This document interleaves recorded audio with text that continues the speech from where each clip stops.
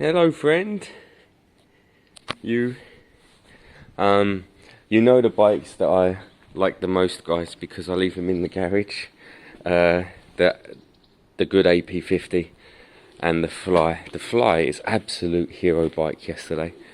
Absolute. Just changed that exhaust, put fresh fuel in. It ran beautifully. It'll pass MOT next week. I was looking at the old top. I might try and find some cloth and do it myself. I mean, normally I would buy a cover for 50 quid and staple it on, but I might try and stretch over a cloth on my own. I kind of need to start doing that, because if you look at all this and then this, you know, they get old, and if you can cover them yourselves and it look okay, then you can save a fair amount of money. They're all like that, everyone you look at. I really enjoyed yesterday, not just making the video, but the company. We had John, we had Rabjab, we had Sultan, we had Gary. Very busy. Most people hands-on, Sultan talking lots, slowing everyone down. But ultimately it's nice sometimes having big groups at the garage, especially if they're all knuckling down. And what I like is for people to turn up. You're bored, bring your own bike, grab my tools, work on your bike, or grab one of my bikes in the corner, pull it out, have a look, tinker away. I like that, and the only one who doesn't really do that is Sultan, but you know, he's young. Okay, so carb clean on that today. Just get a bit of a parts list on that, but that for me is ready. That will be sold next week. Saturday I'll get the MOT, and I'll have it advertised next Saturday. Depending on how well I can get it, between 850 and 1,000, and that's great, because that'll bring me back some funds to do the rest of the stuff. So I think kind of priority number one for me is I want to get the carb on this cleaned. What it was doing yesterday was it was running great when the choke was still engaged, and then it was bogging at full throttle when the choke was gone. That means it needs either the extra fuel or it needs restriction with the air. So there's something going on there. It will be great, but I do need to sort that little bit out first. Then I'll be looking at cleaning the exhaust. But ultimately, guys, 6 to 8 weeks to get a logbook for a bike when it hasn't got a logbook. I did plenty of checks yesterday online. I was actually trying to find the number plate, which I couldn't do, but I got lots of checks that showed that it wasn't stolen, etc. Isitnicked.com is a very good site. It's free and tells you kind of that stuff. None of it told you the actual reg, which I just wanted to know for peace of mind. One of the checks said it was a 1995, but it can't be. It can't be. I'm pretty sure the earlier models used these as the indicators, and the later models used these. I would say it's 2000, 2001, maybe even 2002. Unless I've got it the wrong way around and this is the earlier model. Anyway, I'm going to pop this carb off. I'm going to kind of lose the bodywork again to get down there for ease. And then I'm going to pop the bodywork off and give this a proper service in regards to the carbon fuel system. Okay, so as you can see, the bike's stripped down. Now at this point, you've got to be kind of wary. This is interesting, look. Yellow and black, yellow and black. I wonder if that's the right, that is brown though. Anyway, what you've got to be wary about is what goes where. So this is the oil intake that comes down to there into the oil pump. That's kind of okay. I'll probably pop that off and give it all a spray out after. And then look, this is actually off. There'll be a reed valve underneath. I'm going to pop it off the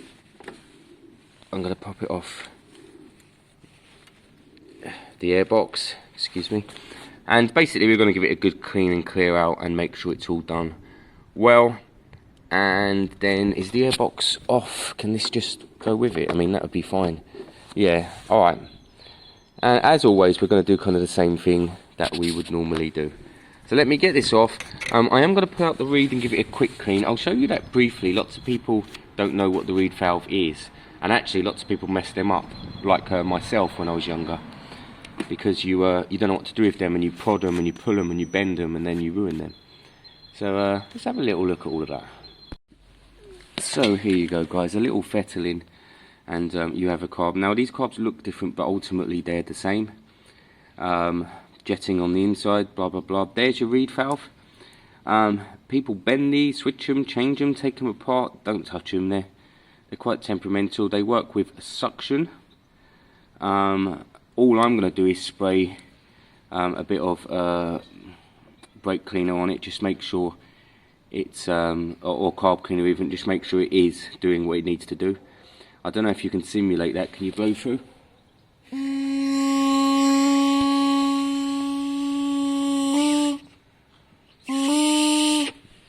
I think that was a good test. Yeah, a bit of brake cleaner through there and that's it. Otherwise I'm going to be doing jetting and stuff like that. I may pop this off actually and put it aside. I don't want it getting bent or anything at all while I'm doing the rest of the carb. Everything else is straightforward. You clean the automatic choke, clean the jets, just get it all cleared out and start fresh really. Same with the air fuel screw, which is somewhere, and count it like always and do your thing. Okay everyone, so just looking in here, if you look at the yellowing and the varnish in there, now what happens is, even though you cleared out something yesterday by putting fresh fuel in, I cleaned out something. All this gunk, anytime fuel goes in there, it accumulates the gunk and then the jets suck that up, and jets are tiny. So it's just constantly going to be blocked, and that's what's going to happen in here. If you've got a jet down there like that jet down there, get some WD down there now, let it kind of work its way through because they break fairly easily. Everything else is self-explanatory, and we've seen it 100 times before. Pull the jets out, give them a spray through, clean the channels, and then, you know, clean it all through and then put it back on, basically. So that's what I'm going to do now. So that carb is thoroughly cleaned through. You know, there's not much more you can do, guys, all the way through. The little jet was blocked, funny enough, the little jet, not the main. Now this is the float bowl chamber holder, so it holds the float, the valve even. I need to put a new O-ring on there if I have one. To be fair, this one looks okay, but if I have a thicker one, it's best to do, because if any fuel comes around this, which is what can happen, then that's when you'd get it would overwhelm itself with fuel basically in the bike. Everything else is done and cleaned and cleared. We just piece this back together now, and we chuck it back on the bike. Really, it's as simple as that at this stage. The bike, in my opinion, should then start running wide. I'm going to check in the airbox, make sure there's a nice filter. If there's not a nice filter, I might make one. I'm sure I've got some filter paper left. Basically, they're A4 sheets of filter that you cut to shape. So I'm putting this back together, and with the float itself, guys, give it a good clean, because all the gunk and crap that stays on it, right, that will accumulate weight, and then that will change the way it runs. So get it all done, put back together, back on the bike, and I think that will run beautifully. Okay, so we're fully back together with reed valve on. Let's have a little look in the airbox. Let's see what we're working with there. Bits of this made me think like it's been cleaned recently, and then other bits made me not sure. So let me check the air filter. It could be that it's all disintegrated and hardly in there, but let's have a look. The air filter seems okay overall, guys. Double system there.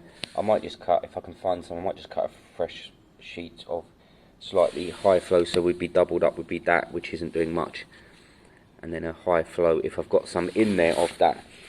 I think that's probably a good idea, and I think we're good to go then. Chuck it back on and see if it sits and feels any better than it did.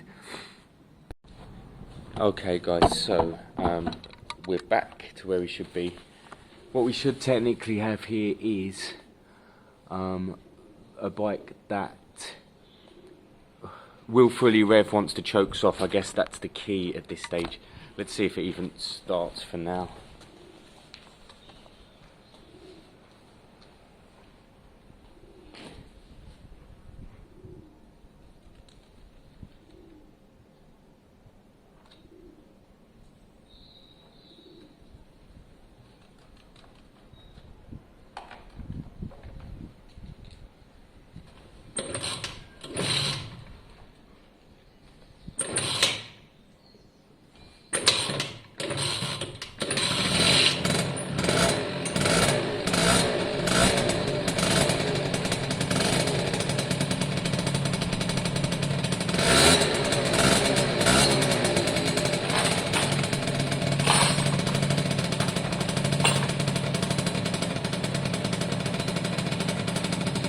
Now we can't do too much with it until the choke's off.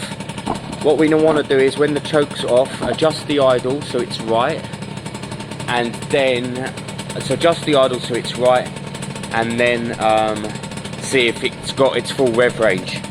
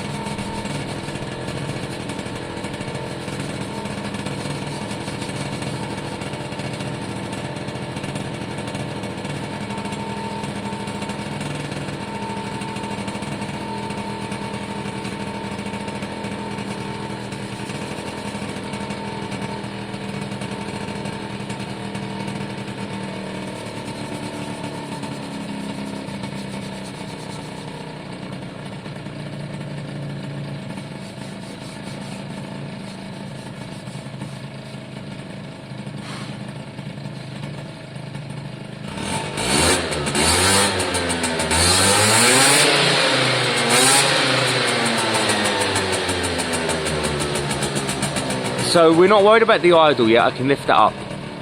But I think the choke is off and it's got its full rev range. I'm going to give it 2 more minutes and then have the same check. If it kind of does that, then it's great. Remember yesterday Sultan gave it a quick run. I don't know if we recorded that or not. And it wasn't, well, he could only use a third of the throttle. We want to make sure we're able to use the whole lot and see what kind of speeds we get to. 2 more minutes. I'll rev it again and we'll see how we're looking.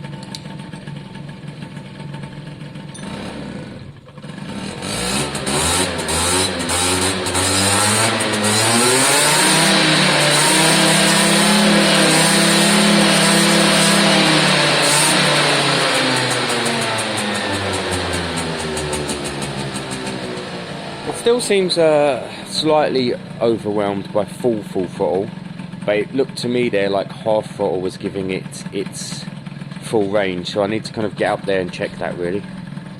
So I've got the GoPro on just in case it decides to play a game today. I'm just gonna have a little spin up and down the road, see what the bike's doing, see how it feels. Hopefully you'll see the footage on the GoPro anyway.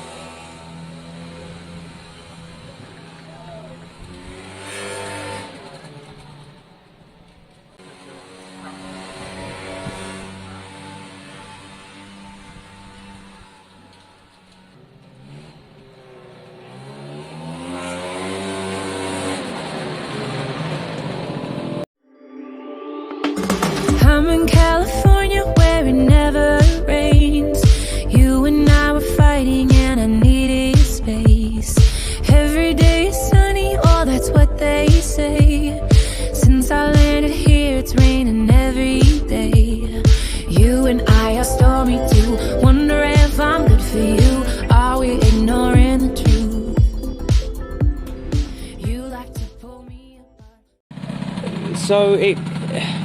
Oh, we're spilling fuel. Ah, it's overflowing. Look, like the seat isn't working. I've checked all that as well. Right, let me stop that. So there's a couple of things to consider here. The tap's gone to free flow. I didn't even think about it, guys, but I put E10 in, and I think the tap was probably on its last legs. And yeah, and it's now running free flow. A bit annoying, but not the end of the world. The carb should still be able to shut it off, but the carb had a metal head in there, so potentially, I mean, the metal heads were the really older ones. The rubber ones, obviously, were the newer ones, do a better job. So I think probably pop the carb off again. And I mean, I checked it, it definitely sealed, but it's not sealing now. So if I put this back on in free flow, we'd see that it just comes straight up the carb and goes back out. So yeah, so it's not doing what it should be doing at this stage. So probably back off and on again.